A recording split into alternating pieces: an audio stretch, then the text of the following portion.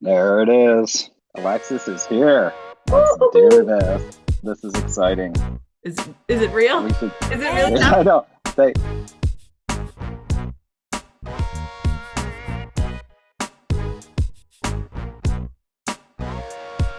No, I'm more excited for this than like anything I've been excited for ever. I am so Well, sorry for the welcome to the disappointment you're letdown. gonna feel at the end. Like, the most anticlimactic moment of your life is about to appear. Welcome everybody to Table for Deuce, where we shoot the shit about all things lit. With me, of course, as always, is Kate Hanson Foster. Kate is the author of Crow Funeral and Midriff, which was a finalist for the Massachusetts Center for the Book Award. Her writing has appeared in Birmingham Poetry Review, Comstock Review, Harper Palette, Poet Lore, Salamander, Tupelo Quarterly, and elsewhere. She is the co-host of this extraordinary podcast. She is the co-editor of the Seat Poetry and Reviews, a recipient of the NEA Parent Fellowship through the Vermont Studio Center, and she lives and writes in Massachusetts. And when not busy with the show, Kate can be found actually working on her new fan fiction romance entitled The Lady and the Trump, where a young Kate encounters an old wannabe dictator who finds joy and love by dressing up at Comic-Cons and being a good boy. Welcome, everybody. Fan fiction romantic Kate Hanson Foster. We all Who have knew? our pink, Michael, okay? Anyways, so I went away last weekend, just for a night. We did a quick little family getaway. And it wasn't even a long drive, but I thought it would be a fun little family bonding exercise to take your existing bio and I crossed out a bunch of words and turned it into Mad Libs. And so Nice. I have your bio in Mad Lib form, uh, Wow. wh which my children filled in the blanks. So you ready? Okay, I'm set. Here Let's we go. go. Lovesack for Deuce co-founder Trump Schmeltzer is the therapist of the soggy winning goose window of surrender.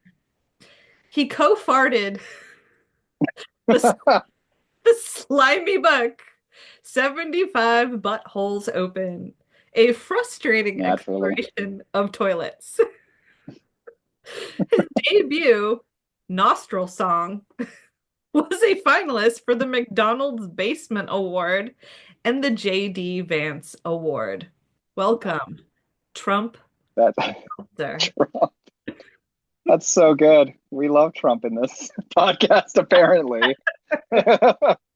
Can't stop talking about him. All of that is accurate. What was it? 75 buttholes open? That's It sounds was like a a beautiful measure, book. like a distance. Like Such a if beautiful. there's light years, there should be buttholes. Yeah. Like, oh, I gotta travel 75 buttholes tomorrow. But so we've been like on the edge of our seats now for like a month. Yeah, I'm yeah, so excited the night or day for you or whatever is finally here. Our yes. special guest. Oh, none other than Alexis Sears. It's been like weeks in the making. There's been multiple cancellations, and finally, like we are here. It is the day, and we are so excited. We've been reading some of Alexis's work, Mhm. and I've read things here and there, but didn't really get to sit down with the book and actually like immerse myself. And like we'll talk more when they're actually on. But wow, like I think this is one of the most probably like exciting poets I've read in a while. Like there's just so much going on that I love. But she sent over Yeah, the PDF of her book, and so which yeah. was really generous. But I like as soon as Mhm. I started scrolling through, I was like, yeah, no, I got, I need to Yeah, own this thing immediately.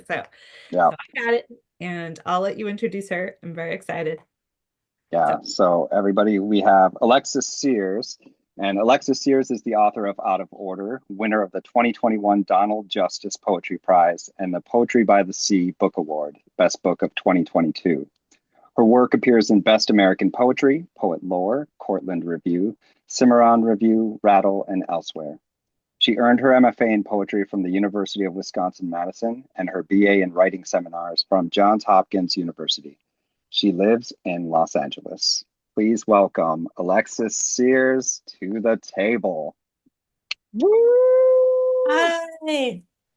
That was such like a buildup, like the most exciting thing. So viewers, I hope the excitement lasts. Yeah, Uh, we'll see.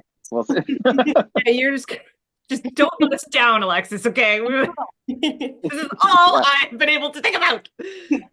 But it's no, true. I am so psyched about getting this because it is, oh my gosh, it is top shelf stuff. So I'm, yeah. So Yeah, it's a phenomenal read, and like we spent like an obscene amount of time talking about you when like you weren't involved in our conversations. Like we would just text back and forth about how great some of your lines are or like how funny you are. So like you've been the topic of discussion for a few weeks now, so we're so excited to have you.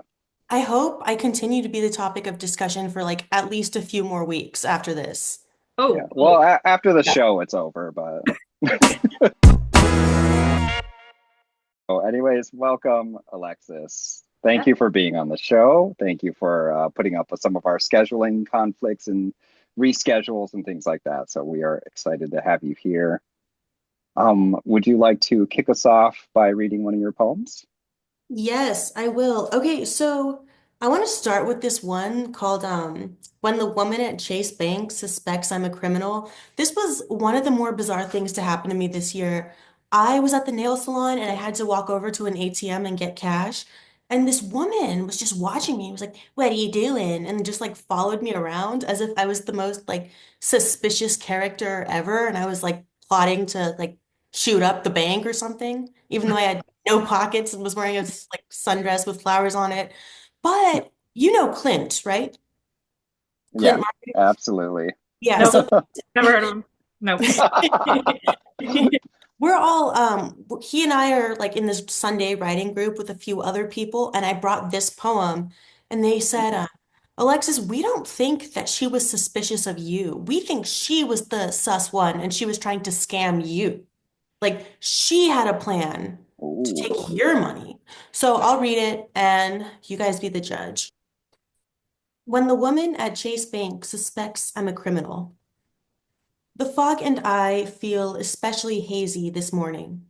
I trudge through errands, stir crazy this morning. At the ATM, a woman in a zebra jacket watches. She grips her cash, gum wrapped around her pinky. Her hair? Clearly, she felt lazy this morning. What you doing there? She leans against the wall. My dress is calf length with a sunflower. I should have worn the less suspicious one with the daisy this morning. The answer is pretty obvious. What do we all do at the ATM? We plan our lunches. I want focaccia, a caprese this morning. We planned splitting our sandwiches in half with someone new, giggling and flustered. I think she's planning 911. Would men with guns actually tase me this morning? She follows me in her Buick as I walk home. I know my love at last, can you believe it? Movie buff, would gently rub my arm, laugh at this hiccup, watching Scorsese this morning. Has she ever danced, clumsy and wine drunk, with anyone she'd be happy to be happy with? Asked Etta James, Cher, or Jay-Z this morning. Maybe she dreamt a robber had my face. Or I stole something else, slow dancing with her once love in Italy, tongue spicy, calabrese this morning. I reach my porch. She leaves. I want to chuck my phone at her back windshield, make rings from the shattering glass. Beauty would amaze me this morning. Alexis, learn to let things go, I whisper. Later, at home, I nibble on tomato and basil. There's a decadent sliver of sun. What more could faze me this morning? So yeah, and now that you told the backstory, uh, I'm sort of I'm kind of leaning, yeah, maybe she's the sketchy one for sure. Right? I See, mean, Because she's the one in the trashy outfit and like spinning gum around her finger. I don't know. Yeah. Yeah. Yeah. Yeah, that's I'm trying to think. I mean, following you is pretty intense. If she thought you were if she thought you were in any way, shape, or form a criminal or dangerous or anything, like to actually follow you is like a very next level thing to do. Like either vigilante or suspicious of you or anything. Like it's like unnerving, right? One of the things I was talking to Kate about was how well you use like traditional or formal poems, like as far as structures go. And for some reason, I didn't even realize this was like a guzzle. So, and I don't know why. I'm just like, oh, there's a lot of great repetition here. And I'm like, oh, wait, I just finally realized it now because apparently I'm not a smart reader. But I like how casual you are able to make so many of these traditional forms feel. And like I had this line in my head that I've been repeating for a couple of weeks. It's like casual as a hot dog. And I don't know why that just feels very apropos of like what your poetry does to me. It's like it's this filling, kind of nurturing, kind of junk foody, but amazing thing that is like somehow all encapsulated and enclosed, but not in a way that is restrictive. Are you like, I know that you write a lot in that. Have you always written in more of these traditional forms, or is this something that you started to do more as you've like gotten into poetry, or how does your journey begin with all that? So I actually didn't write a poem until I got to college. It didn't occur to me that that was a thing people did, just like sat Mhm. around, rhymed. But it was like, this is a thing. But especially because, I come from a family of like lawyers, like they're not sitting around writing sonnets, you know what I mean? Mhm. So I took my first creative writing class at Johns Hopkins with Richie Hoffman. Do you know him? Mhm. Yeah. The goat, absolutely awesome. And then when I was there, I took a class called Intermediate Forms with Greg Williamson. And he was the one who really got me into writing formal poetry. And form is so much easier for me than free verse. Free verse, you get a blank piece of paper, you could very easily digress and just go completely crazy. Form is Mhm. more like, okay, you have to do this. So it makes it easy See, to write about tough subjects and things like that. my experience is the complete opposite, where I feel like it's like trying to go to sleep in like a full business suit. Like, and I feel like your use of that is like having a weighted blanket, and my use is like this very restrictive, uncomfortable thing. So I am so fascinated by the fact that you feel like more comfortable in this like I don't want to say rigid form because it's definitely not rigid the way you use it. So, but like the structured form.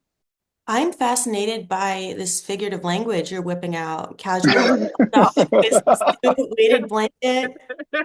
That's I've had a cool. lot of time to think about this. We were chit-chatting before you hopped on, and we were like, oh man, she's like, like we want to talk about the fact that like you write in traditional form because it's so fascinating to us, but we're like, oh my God, she's probably Mhm. gonna be like, another interview about me writing in Yeah. traditional form like that. But the thing is that, and what I was just saying to Michael earlier was that my like right now, I feel the people who are the formalist poets, the traditional poets that are writing, like our contemporary poets writing, they are like older and they're curmudgeon-y and they have like this idea that MFA programs have kind of like done away with teaching any kind of structure with formal poetry and what benefits like they just have this mind that and that this was not my experience, but they have this idea that some of these programs are just like, no, like you just take the pen and you just let yourself go.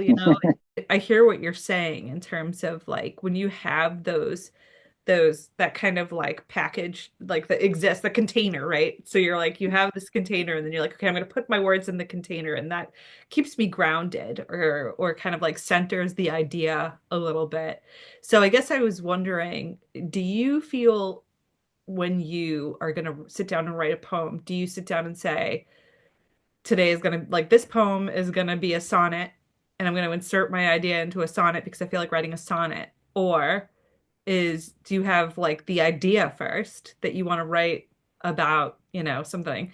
And then you pick the form. So like what comes first, the chicken or the egg here? Do you like pick a form and then write, or do you have an idea and then pick a form? I think that maybe 70% of the time I have the idea first.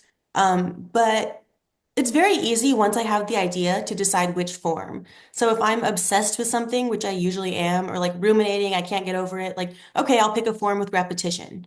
But then there are other times, like I have the sonnet redoublé in my book, the 15 sonnets for my dad. And that was weird because those two things, the form and the idea, came at the same time. It was weird. It was like on the same day. My friend suggested, oh, you should write a letter to, it was like the 13th anniversary of my dad's death. And I just moved to a new city. And I was like, I don't know anyone here. It's COVID. Like, how should I spend the day? And my friend said, like, why don't you write a letter to him? So that was the plan. And then I opened up, do you know the Miller Williams Encyclopedia of Forms book? It's just like a massive list of all the forms ever. I opened it up and it took me to that page about sonnet redoublés. So I was like, cool, like makes sense. Mhm. But usually think I think the concept comes first. I've tried to do things where I pick the form first. It never works out, ever. And I was going to ask, is there like you said, when you start ruminating on something or start getting kind of obsessed over one thing, then you start looking at forms that have that repetition. Do you find that often occurring, like that kind of psychological connection between form and content when you're writing? Definitely.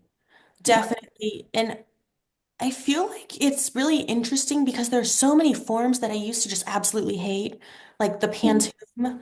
I always swore that I would never want to write a sestina, and then I did, and Mhm. somehow ended up in Best American Poetry. I don't know. This world's world of forms is very confusing, but I try to Mhm. just be open to all of it. Do you tend to read like free verse as well, or do you steer towards also reading a lot of poems in form, or are you just like a voracious reader all around?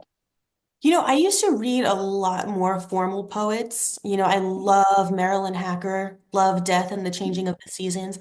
That to me was sort of eye-opening because it's an entire, essentially a novel in sonnets, but it's about like this spicy lesbian love affair. And that's when it clicked for me, like, oh, you can make sonnets cool. Yeah. I love her. Like I love her, I love Randall Mann, but now I don't want to say I've run out of formal poets, but I've read, gosh, I want to say, and people will probably crucify me for saying things like this, but I feel like I've read most of the good ones.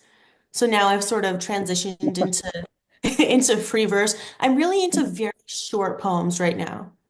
Mm. Like that Merwin poem that's like 3 lines. Mm. Love it.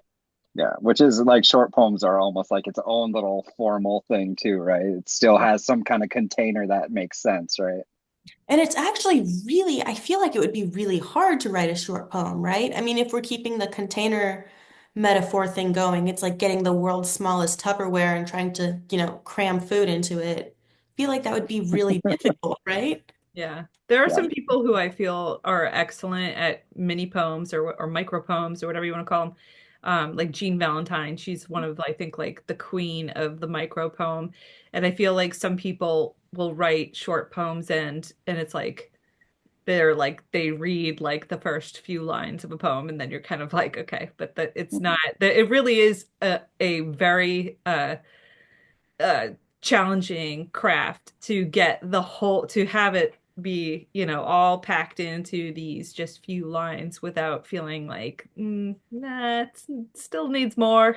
I feel like why everyone is so excited about your poetry is because when you think of technical poems, formal poems, sonnets, whatever, what have you, and rhyme schemes and stuff, I think that people shy away from it because of the predictability. There's so much, especially like in rhyme, there's so much predictability. It's almost like you could see where it's going to go.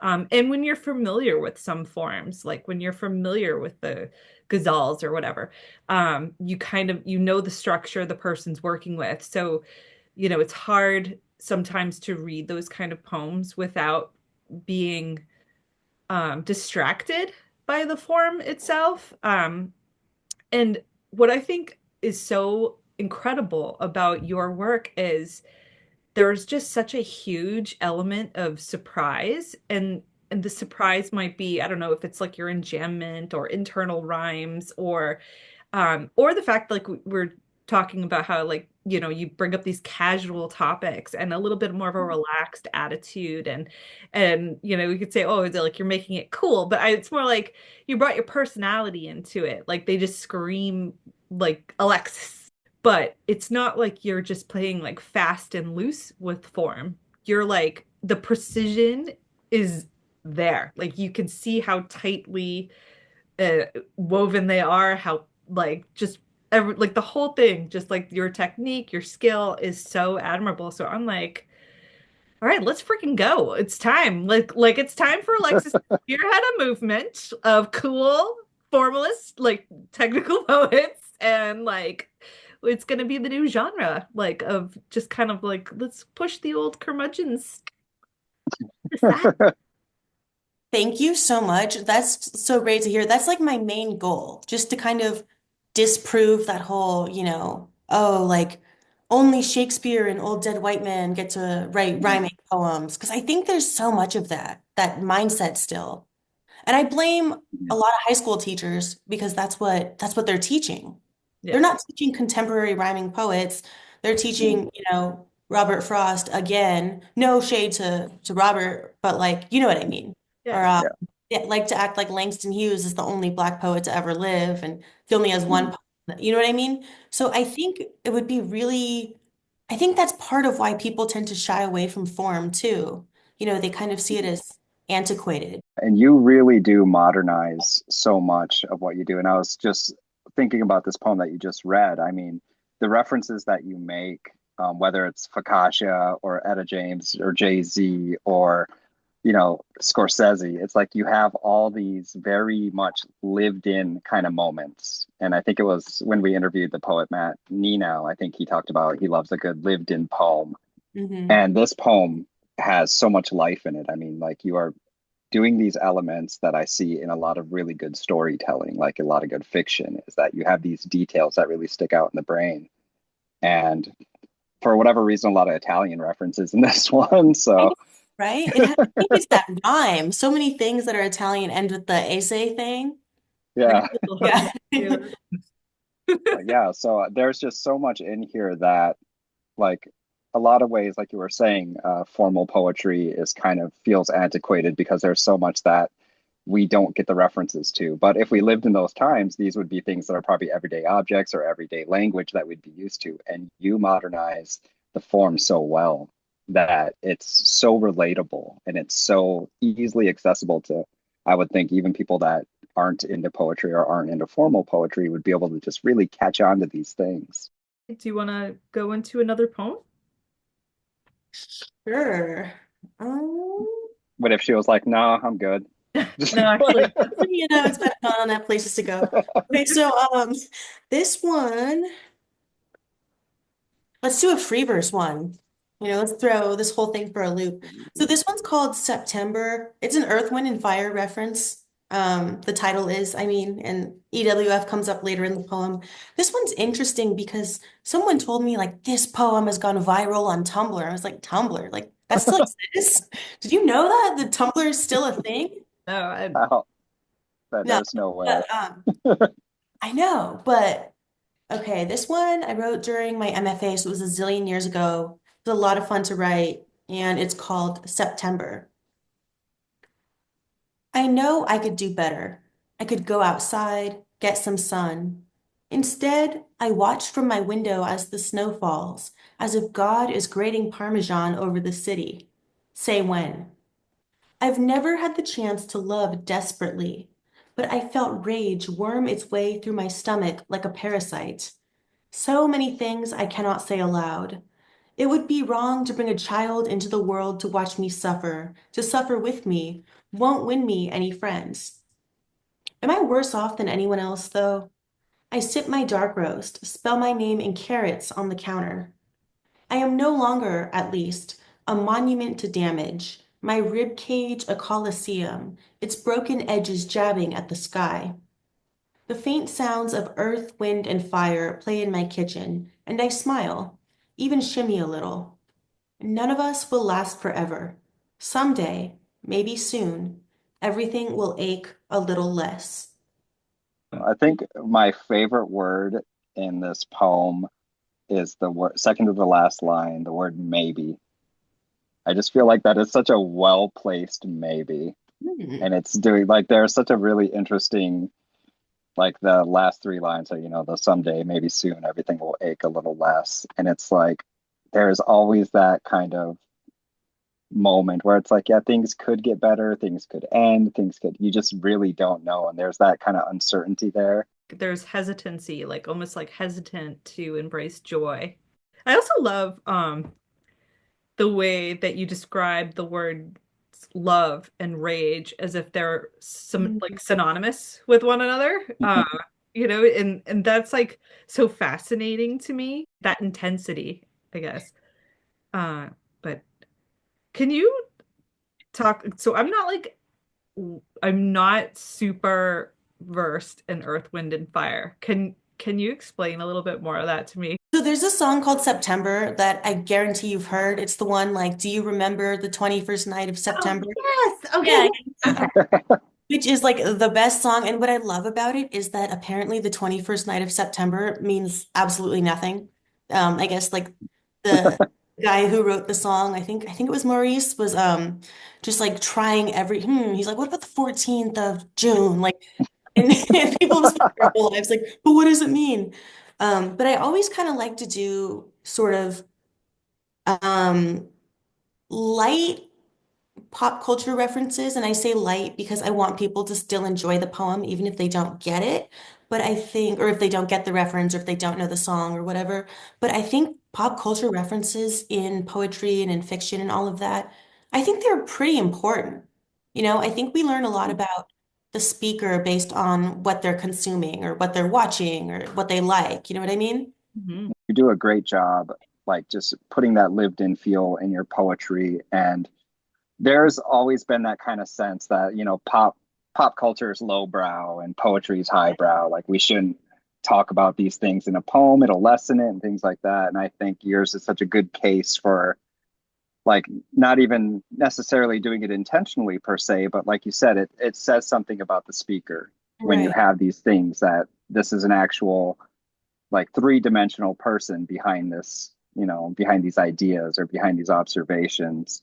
And like one of my other favorite lines from this poem that surprises me every time I kind of go through it is it would be wrong to bring a child into the world to watch me suffer. And it's such a like little variant on that line, how could I bring a child into this world? That's usually just where that phrase ends. And it's like to watch me suffer is like just a very interesting turn that you did there. And it's such a powerful one too. It's one of those really honest moments in a poem. What's interesting is that I don't even think I did that deliberately, but now that you pointed out, that's really interesting because usually it's like, how could I bring a child into this horrible world? Or even, how Yeah. could I bring a child into the world to suffer or to struggle? But now I'm like, Uh-huh. how could they watch me be unhappy? Yeah. That's Yeah. kind of And like it my first instinct. And then it's like, oh, right, to suffer with me as if they're sort of an afterthought.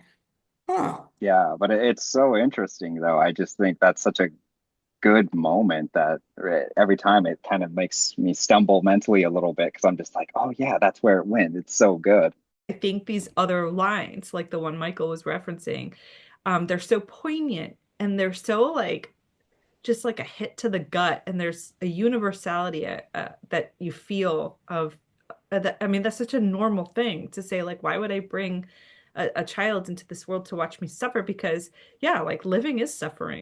My friend Matt, he's said this once, and I don't know that it always sticks in my head. That's like if you bring life into the world, you have to accept that you're bringing death into the world as well. And it's such like an enormous responsibility, and it's like it's such a universal fear that I think we all have, and it just kind of comes out of left field in this poem, and it's kind of, I don't know, it's just so like smartly placed, and it feels, it's like comes right after carrots on the counter. You know what I mean? And it's kind of like just I just love those juxtapositions of these sort of like light, playful lines and then these like really strong, honest, like hard truth lines. Your friend Matt, that's a really, really profound thing to say about, just the responsibility of you are, no matter what, you're bringing someone into the world to, yeah, there will be joy and everything,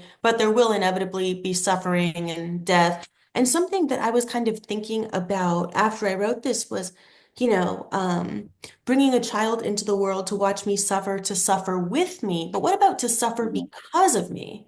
Mhm. Because there's so many people who are traumatized by various things that their parents did or whatever. And that's just so much pressure. I mean, you guys are parents, Mhm. so, you know, Yeah, Failing. it is humbling when you know you screwed up as a parent, especially when like my kids, I have a 13 and a 16-year-old, but when they were younger and you're a new parent, it's like you make mistakes. Like sometimes you think you make them and sometimes you know you make them, and it's an awful feeling.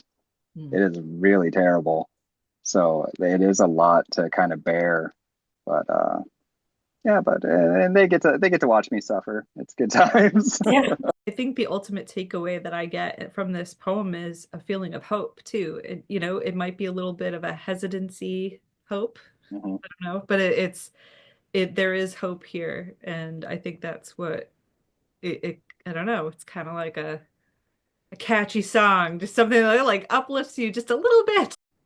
Yeah, and the line "None of us will last forever" is one of those moments where it's like it's a little bit hopeful and it's also a little bit kind of sad and defeating, but like you balance that really well. Like it's that moment where it's like, you smile, even shimmy a little, none of us will last forever. And it's like it's kind of a good thing. That is kind of a good thing. Like whether we're going through like, the political realm or like personal crises, whatever it is, it's like it won't last forever. And that's kind of comforting, even if it is kind of sad at times. And I think you just are perfectly right in the middle with that. Mm. Thank you. I'm really glad you mentioned the hope element because I think that's my entire book in general, right? Out of Order for me is but such a big it's so much about, kind of persevering through things that are difficult without letting it, destroy your perspective of life and continuing to have hope and joy and everything. And I think most people got that, but every now and then someone will be like, "Oh, your poem was sad," which annoys me because because it's not I don't think you should be able to summarize any kind of art in one word like that. Hmm. But um I also think it misses the point. So I'm glad that you both are talking about, how there's sort of this ambivalence, it's a bad thing that, nobody will last forever, but also it could be a good Hmm. thing because Hmm. ultimately maybe none of this is that important and we'll all be fine in the end. You know what I mean? Yeah. So yeah. It's truthful, and like you just it's I think it's the honesty that gets me the most of this, where it's just delivering those hard truths in such a wonderful way. And I also, sometimes we talk too about there are certain poems that might have lines that kind of allude to a larger story, or like in this case, like the fear of bringing another child into the world, or and also this other line that I absolutely love, which is like, I am no longer at least a monument to damage. um it's such a beautiful line, and implies kind of so much more to the story. And there are times when we have conversations like Michael and I and stuff, and we Hmm. kind of talk about, we'll go back and forth of like, I need more, or this is enough, and this to me is one of those situations where it's enough. I don't need to know more about this. It just feels like honest uh reflections of life, and it also kind of leaves that open space as a reader to kind of feel like I have the ability to read this and kind of almost insert my own self into it, and feeling those lines like, I am no longer a monument of damage. like I could feel that viscerally in ways that are important to me without having to know the specifics of you. You know what I mean? Thank you so much. You're both awesome. I, this is not so much an interview, so much as us just listening to you and then talking about how great you are. Like, I think one of the things is that like we haven't really talked about like tone or pacing or any of the other stuff, but everything besides the actual form itself is so contemporary and so like it's like you've taken all the parts that aren't form and made that into something like really, really wonderful. And then you place that into the container of the form.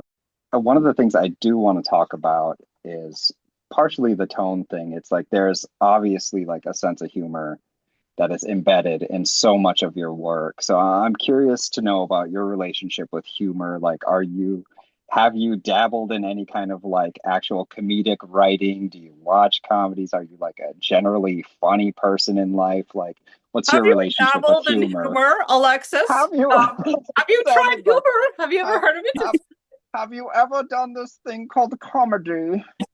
You know what's interesting? My so many people have told me like, "Oh, you should try stand-up comedy." But my friend Jeremy, shout out to Jeremy, was one of the only Yeah, people who was sort of real, I guess. And he was like, yeah. because you're cracking up everybody in the room or whatever, if it's like a, I don't know, a room full of two, it doesn't mean that you're going to go on stage and kill it. And that's Hmm. also kind of true. There's something to sort of just Hmm. being the goofball without having any pressure on you. Yeah. But I think humor is just such, you have to have it. You have to have it to get through life. Mm-hmm. I know so many people who take everything so seriously. I'll tell a Mm-hmm. story that's meant to be funny, and I'll just get this look like, oh. That's not the point. Making a joke here. So yeah, I think it's obviously, kind of a defense mechanism too. I think I've always Hmm. sort of had a bit of a self-deprecating humor. Not Hmm. that I have, major self-esteem issues or anything like that, but I think it takes confidence to be able to joke around about things. Do you know what I Hmm. mean? So Yes. I think in general, life and poetry and everything, it's just an experience. And even during really awful, awful times, usually there's something in there that's funny. I think that one of the things that sticks out in your work is, and maybe why it works so well in your poems, because um, I know I feel like I have a paradoxical existence. I'm like a goofball and I can joke around and like we joke around, banter back and forth all the time. Then when I sit down and write, I'm like it's like I shed it all off and I'm like I'm so dark and sad. I would say your humor in the poems itself, from what I read, just feels like very observational. Pointing Hmm. out these things, that like the first poem that you read, the when you talk about the parmesan, like the snow falling like Parmesan cheese, and you say like Hmm. say when, and it's like that it's just like you immediately get that image of the like uncomfortable waiter like doing the parmesan cheese on your like eggplant parmesan being like say when Yeah. and it's like Yeah, I don't while know, the cheese piles up. yeah, but it's kind of I don't know, observational humor I think is like the best in a lot of ways when it comes to, especially if you're going to put it in a poem, because it is so Hmm. universal. Like we don't sometimes you don't think you notice it until someone points it out. I think you have a really keen eye for storytelling and just like basic human observation, which works so well. Honestly, I'm envious because like I said, this is something I struggle with so badly. I almost feel like I'm just carrying two selves all the time, and it's hard to reconcile. And so I don't know. I'm whenever I come across a poet that does what I wish I could do, I can't. I just Hmm. can't help but gush. So I'm sorry for over gushing. Not to turn the interview around on you, but but you're hilarious and you're a great poet, so why do you feel like you can't sort of match emo with funny? What's the barrier? Like, what's the problem? The block? That's a really great question, and I don't know. I just feel like when we had Matthew Nienow on the show like a month or so or whatever earlier this year, and he said something about like a headspace that he has to tap into when he sits down to write poetry. Um, and that resonated so much with me, like because it's like there's just like I don't know, it's like in the attic, in the back, like cobwebs. I don't know. There is like whatever place in there that I need to find. It's so in getting to that spot where I feel like I can write a good poem, it's a headspace thing. And it's so it strips away all of my like goofy Kate, all of my like, fun, playful stuff. And I'm going to something, it's not that it's so much dark, but the language is different there. Like it's just a different space. And it's sometimes I feel like, especially when I work through it, and I'm done, I'll look and I'll be like, sometimes I feel like it wasn't even me that wrote it. Like it'll be done and I feel almost disassociated from it and kind of like, okay, well there it is, that came out. So, but yeah, I mean, now that I'm getting older and I've been kind of trying to shift gears and I had like my kind of coming of age first book, and then I had like my post children's second book. And so yeah, in my new stuff that I'm trying to write, I'm trying to bring more of the me, the day-to-day me, see if I can merge those spaces a little bit. And who knows if I'll get there. But yeah, thank you so much for asking. That's Yeah, really that's a great question.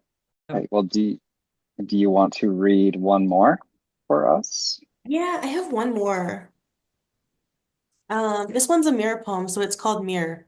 I used to really struggle with titles. I had a Hopkins professor, James Arthur, say my senior year of college, he was like, the poems are great, but based on the titles, nobody's gonna read them. So I think I've I think I've gotten better. Mirror.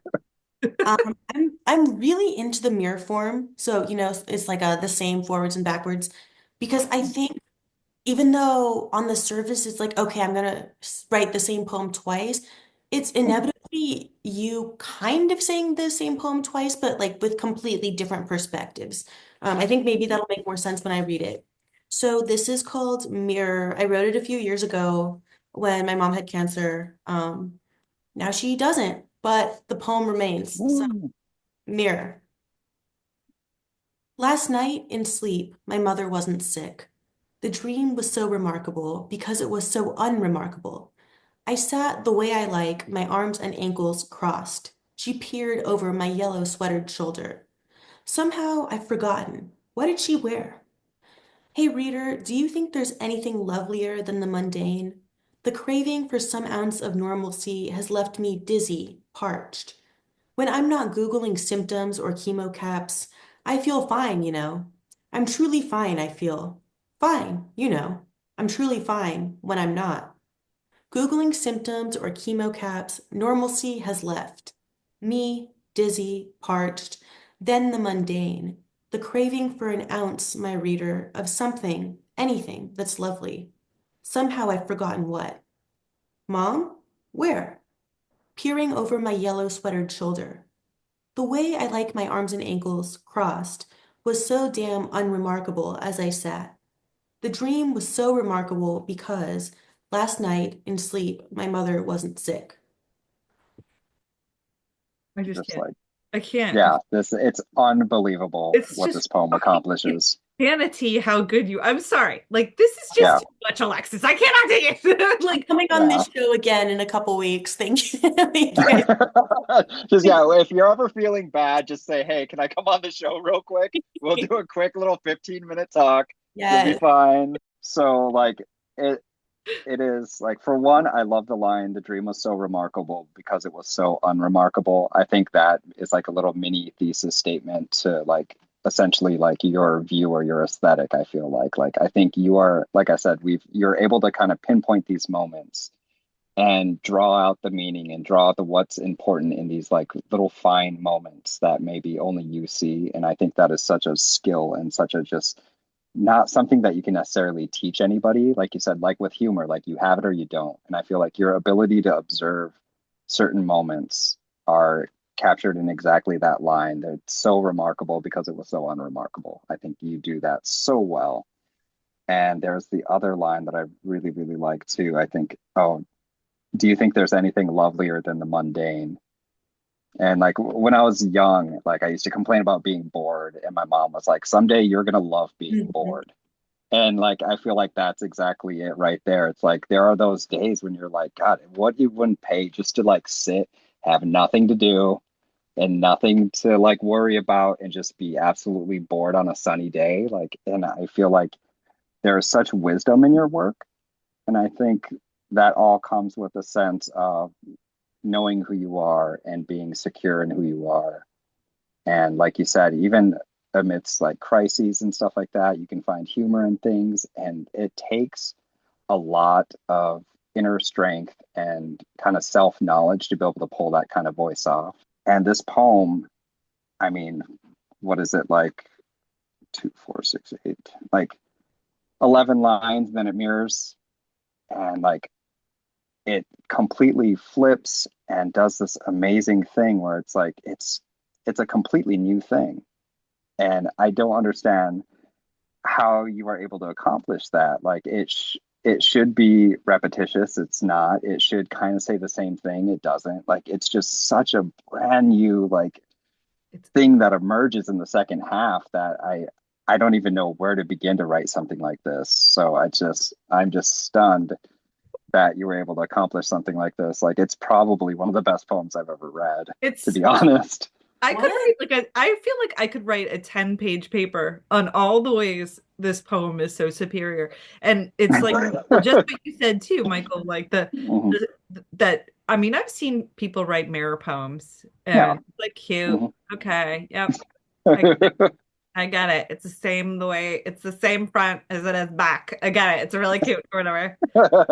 Um, it's just not like it's just not for me. It's like sometimes like certain forms just feel I don't want to say like gimmicky, but it's almost like the form takes over. It's like, oh, this is such a playful, unique form. Like, wait do you see what I do with it?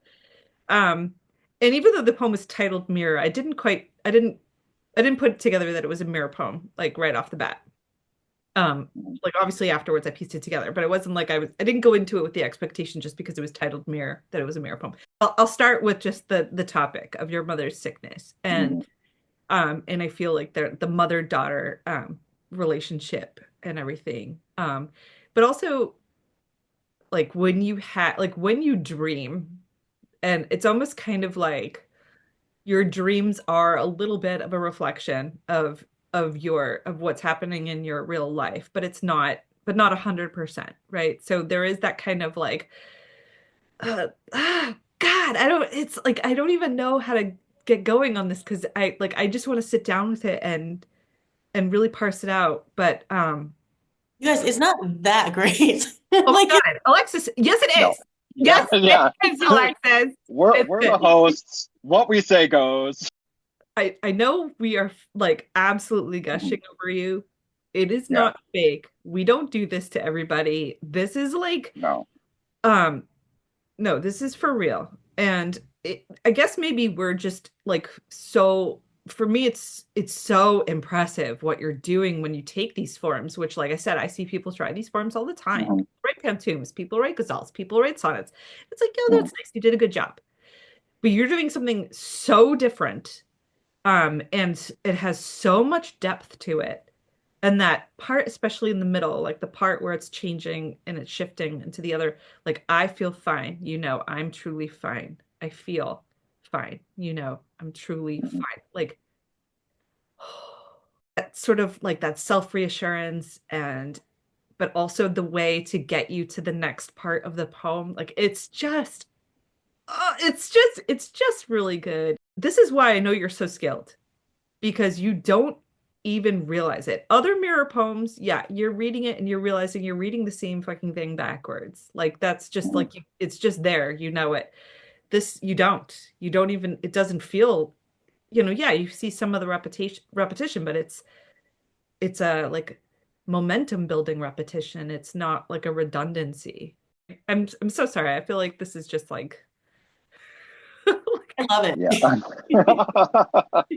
Thank you. no, like I'm like Yeah. embarrassed at how much I'm like gushing about this, but I like it is like I am not fucking with you, Alexis. Like this, like this is some really good stuff. It's good. Like, oh my gosh, I can't wait for your new book. What is happening there? So I had a dream the other night. I think I told you both in the email that my second book came out and everyone was like, this was mid. I like it. It's way better. What is she doing? And I did really for a long time. I was like sort of subconsciously thinking out of order is better. Like, no, no, no, no, no, no matter what. Mhm, And, like logically, I knew not to do that. This is a completely different mhm, thing. My uncle said, just forget about out of order, focus on what you're doing now. But over the past couple weeks, I have really been prolific and I have been really excited about the manuscript. And I think it's so different from the first one because the first one is really a coming of age. It's really, I'm mhm, young, I don't really know what's going on.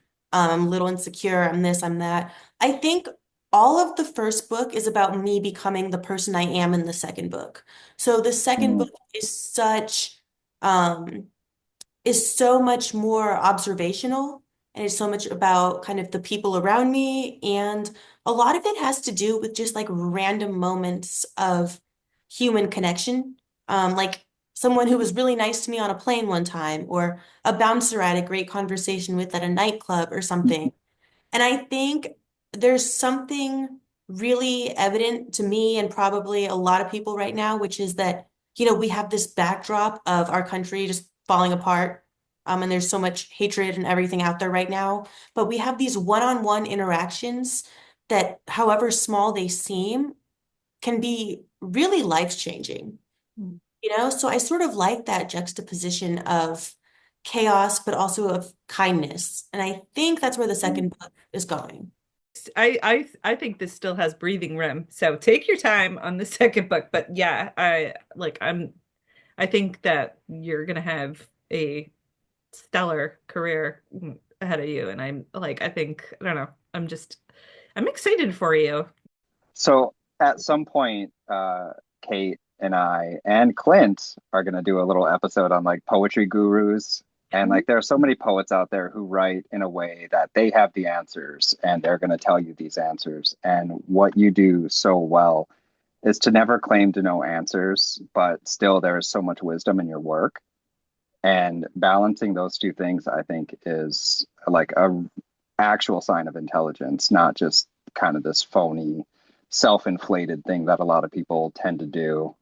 I think that's super nice of you to say too, because there is something about these people who waltz in and they say in their poems, this is the way it is, no, no, no, because it's so easy to roast them.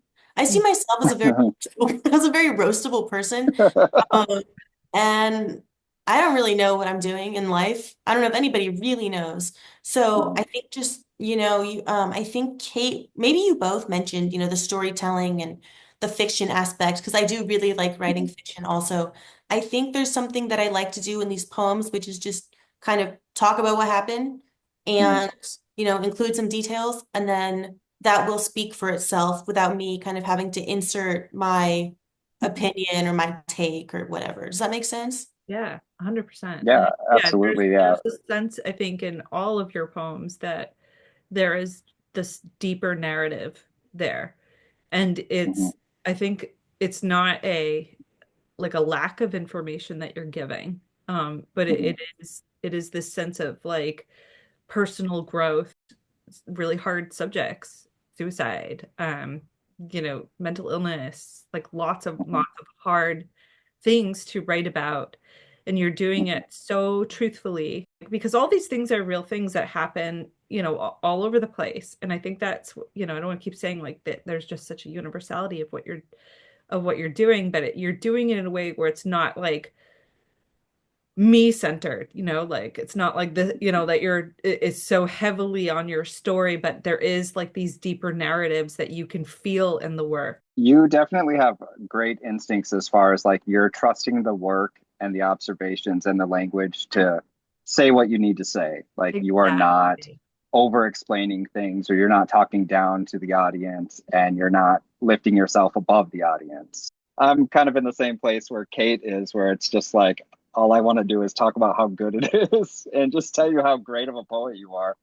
I've known your name and I've seen things here and there, and I'm just like, why haven't I been reading this like right from the start all the time? Like I feel like I slept on. Yeah, I know. It's terrible because I'm essentially lazy and I play a lot of video games. Like it's my bad.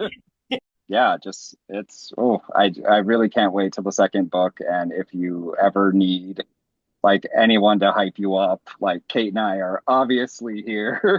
Do you teach? What do you do? I know you have like a workshop thing or something that you're doing. Yes, I do have some workshop things. I was a teacher. I taught at a university in grad school, and then I taught middle school and high school. And then I was like, nope, I'm going to substitute teach. Subbing is the best. It's great. Kids are so weird, and we talked about humor earlier. And something that was hard for me when I was an actual full-time teacher was not finding things funny. I didn't have that kind of teacher personality where you're like, I'll wait for everybody to stop talking, or like that's inappropriate. Because like if a kid said something inappropriate, I'd be like, that's inappropriate. I loved it. Like say it. I used to work at a runaway shelter for youth and in the education system for like special needs students. And like they would say like out of pocket things all the time. And I was so bad at being serious. Like I could not, I would laugh. It's funny. Like it's horribly inappropriate, but it's really funny. And I'm glad you'd have to one. All right. Well, are wrapping up the first part of our interview, but it's such a pleasure to hear you read. It's such a pleasure to talk to you and listen to how your mind works and how you process your work, and just, man, what a talent. So thank you so much for being here and spending so much time with us and letting us just basically just shower you with praise. Thank you for showering me with praise. You're both so talented too, so I could have easily just spun it back around on you too, but I let you have your time. No, but seriously, thank you so much. Like what a treat for us, and just such a pleasure to be able to sit and talk. And I hope you come back. So if you come the second book, please come back to us, because we have to have you back. And yeah, absolutely. So awesome. Or if you just want to be on the show later, like it doesn't even have to be about the book. You just want to come for fun. That's also a thing. It's such a great time, such a great poet. You just have this beautiful organic way to create these poems that are just, I don't know how you do it. It's so smooth and seamless. So congratulations on being so talented. Yeah, congratulations. Must be nice. So, all right. Well, if anyone has any comments or questions, or wants to also shower Alexis with praise, you can contact us at tableforDeuce@gmail.com. Let us know basically how Alexis did, which was awesome. And if you have anything negative to say, we're going to roast you. We will just take you down. We will hunt you down, because there's nothing bad to say. No notes. Nothing. Perfection. Nope. So I won't have it. All right. And that's the show for today. And the next one will be the Toaster Roast with Alexis, and you will not want to miss that. You do not want to miss that. No. Oh, that poem. This poem. Oh, it's something. All right. Till next time. Bye. Okay. I think that you should put in your bio, like, big on Tumbler. Like... I had a psychiatrist read the book and say it was psychiatrist approved. That can also be in the bio. I don't know if I could do substitute teaching. Like, I don't know if I could handle that, like, early morning phone call to be like, can you make it in? And, like, I need, like, 7 to 10 business days to, like, get my head around something that I might need to do.